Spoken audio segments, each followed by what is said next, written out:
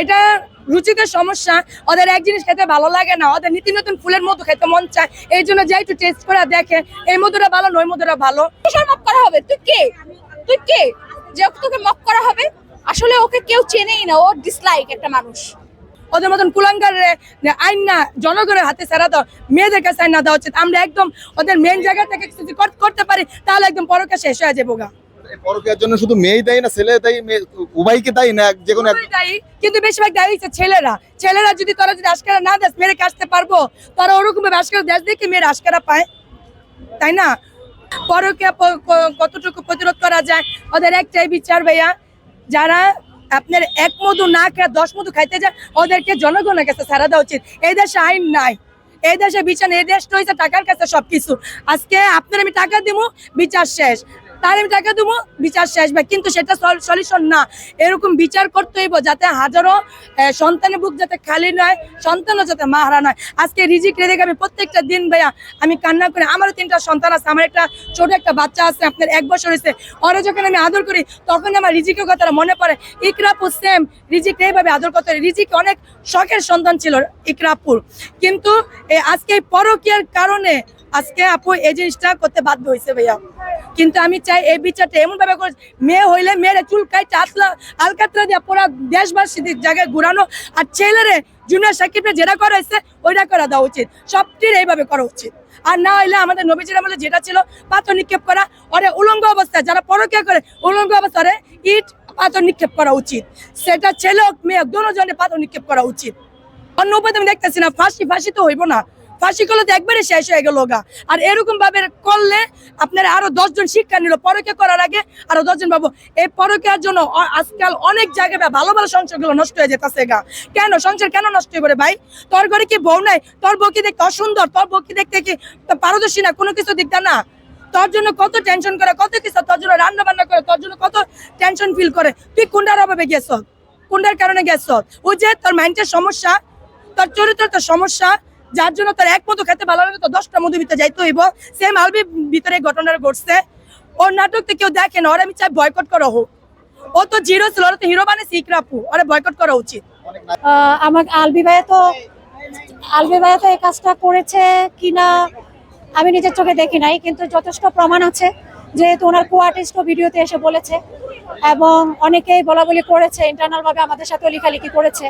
তো অবশ্যই কোনো কিছু সত্যতা না হলে তো আর মানে বিষয়গুলো এভাবে সবাই বলাবলি করছে না।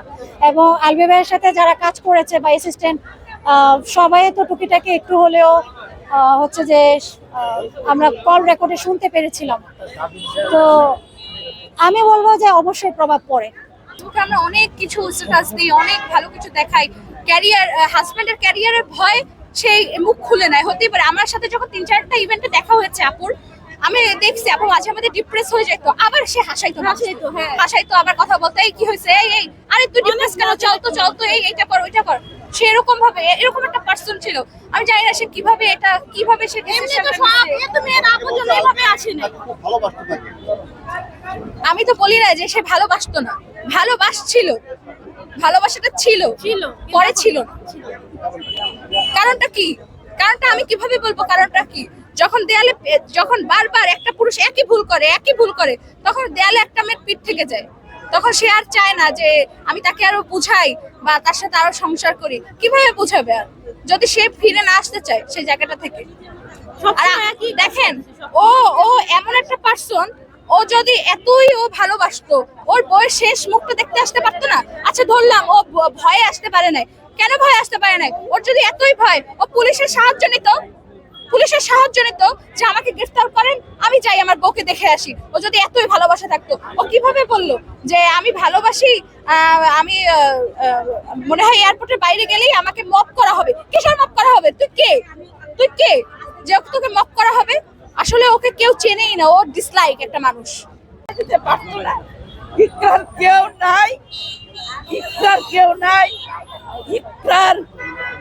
কি কেউ নাই? এরা কারা? এরা তো ইকরার জীবনে ইকরা ছিল না। এরা কারা আসছে? ইকরার কেউ নাই।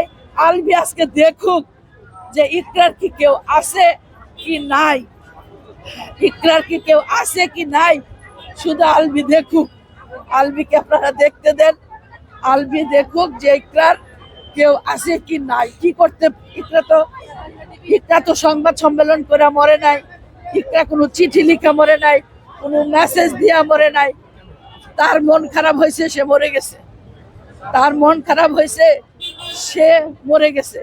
যার জন্য আমার সমস্ত কিছু ত্যাগ করে আমি যার কাছে আসছি, সে আমাকে ত্যাগ করে চলে গেলে আমি বাঁচবো কেন? আমি কেন বাঁচবো? আমি কেন বাঁচবো? আমি তো বাঁচবো না। আর আমাকে ছোট করে দিয়ে আমি কতবার ছোট, আমি যখন চলে আসছি আপনার কাছে, আমি তো তখনই সব শেষ করে চলে আসছি। আবার আপনি আমাকে ধীরে ধীরে ধীরে ধীরে পিষতে পিষতে পিষতে পিষতে আমার সম্পর্ককে টক্সিক করে নিয়ে আসছেন, টক্সিক পর্যন্ত নিয়ে আসছেন। এই টক্সিক মেয়েটাকে কি ফেরত দেওয়া যাইতো না? পরিবারকে দেখে কি ফেরত দেওয়া যাইতো না? একবার কি পরিবারকে ডাকা যাইতো না যে আপনারা এসে দেখেন আমি আর এই অবস্থা, এখন যে কোনো দুর্ঘটনা ঘটলে কিন্তু আমি এটার জন্য দায়ী না, এটা সে বলতে পারতো। তখন আপনাদেরকে আমরা বলতাম যে আলবি আমাদেরকে ডাকছে। আলবি, আমি এটা বলবো না যে আলবি কি এমন বলছে, আলবি কি এমন বলছে এটা ইকরা মারা গেছে। নো, আলবি কি এমন দেখাইছে, আলবি কি এমন দেখাইছে, কি এমন বলছে না, কি এমন দেখছে। আপনারা শুটিং এ যদি যেয়ে থাকে, আপনারা সেই পরিচালককে খুঁজে বের করেন কোন নাটকে শুটিং এ গেছে, কোন নাটকটা হয়েছে। ওখানে যদি শুটিং হয়ে থাকে, শুটিং স্পটের একটা কেক কাটার একটা পুরো ই আসবে না, ওইটা আসার পরে আপনার একটা ব্যক্তিগত ই আসবে, তাই তো? তাহলে কোন পরিচালকের কাছে আমারে নিয়ে যাবেন? আমি জিজ্ঞেস করতাম যে তোমরা কোন শুটিংটা তোমরা ওখানে করছো, কোন শুটিংটা করছো, কোন নাটকটা করছো নেপালে, যেটার জন্য ওখানে তোমাদের শুটিং স্পটে কেক কাটা হয়েছে। সেটা সে কেক কাটা, আমি যদি মনে করেন যে ইকরা একদম অনেক খারাপ, অনেক খারাপ, ইকরা অনেক খারাপ, ইকরা অনেক খারাপ, আমি ইকরাকে, আমি আমার নায়িকাকে ধইরা আমি কেক খাওয়াই ওই ছবিটা আমি পোস্ট করে দিলাম। আমার তো ওয়াইফ আছে, আমার এটা পোস্ট করতে হবে কেন? আমাকে এটা পোস্ট করতে হবে কেন? আমি তো আমার ওয়াইফ স্কিন ছিল না। হ্যাঁ, আমার ওটা তো নাটকেরই ছিল না। আমার ওয়াইফকে রেখে আসছি, আমার বাচ্চা রেখে আসছি, এইটা আমি কেন পোস্ট করব? কেন পোস্ট করব? পাপ যখন পিছনে তারা দেয় তখন গণভবন থেকেও বেরোতে হয়। পাপ যখন তারা দেয় গণভবন থেকেও বেরোতে হয়। সো আলবি তো একেবারে নিছক একটা, মানে কি, হ্যাঁ কি বলবো, আমি নিম্ন শ্রেণীর বলে আমি তাকে ছোট করব না। সে নিজেকে অনেক বড় জায়গায় নিয়ে গেছে, বড় জায়গায় নিয়ে গিয়ে তাকে ধরে রাখতে পারেনি। আমার তো গর্ব হওয়ার বিষয়, এটা তো গর্ব ছিল